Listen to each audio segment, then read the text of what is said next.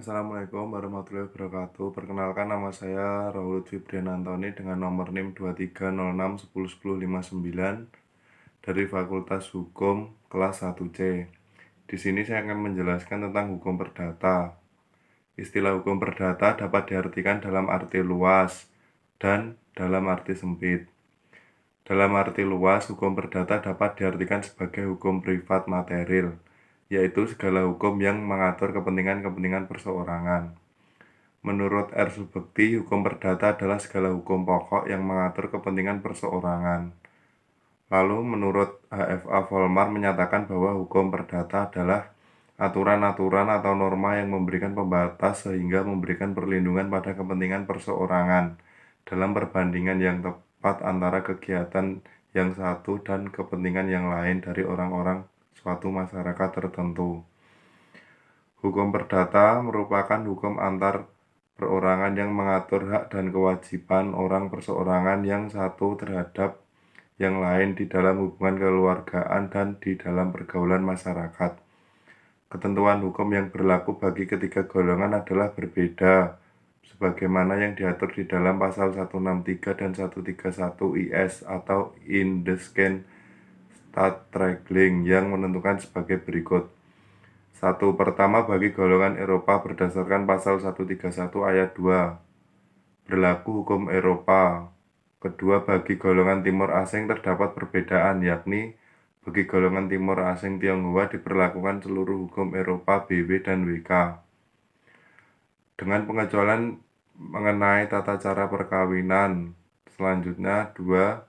Golongan Timur Asing bukan Tionghoa berdasarkan STB 1855 sampai 79 JOSTB tahun 1924 sampai 557 diberlakukan sebagai dari hukum Eropa, yaitu hukum harta kekayaan, hukum waris, dan dengan testament.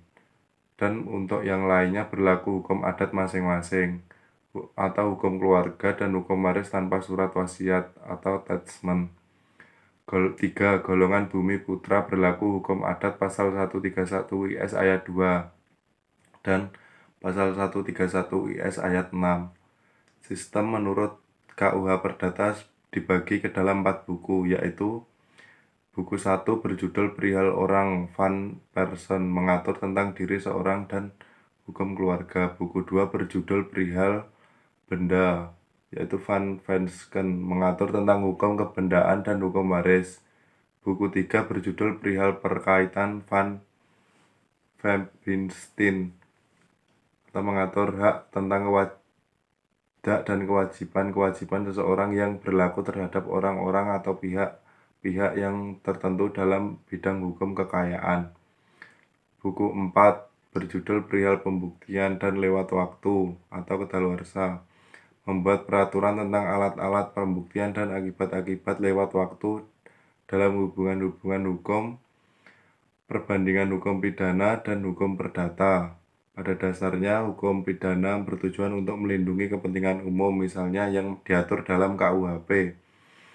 Hukum pidana memiliki implikasi secara langsung pada masyarakat secara luas atau umum. Dengan kata lain, apabila suatu tindak pidana dilakukan akan berdampak buruk terhadap keamanan, ketentraman, kesejahteraan, dan ketertiban umum di masyarakat.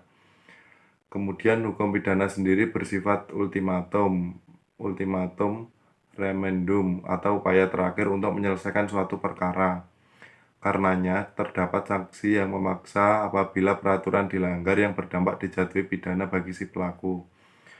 Berbeda dengan hukum pidana dan hukum perdata sendiri bersifat privat, yang menitikberatkan dalam mengatur mengenai hubungan antara orang atau perorangan, dengan kata lain menitikberatkan kepada kepentingan perseorangan.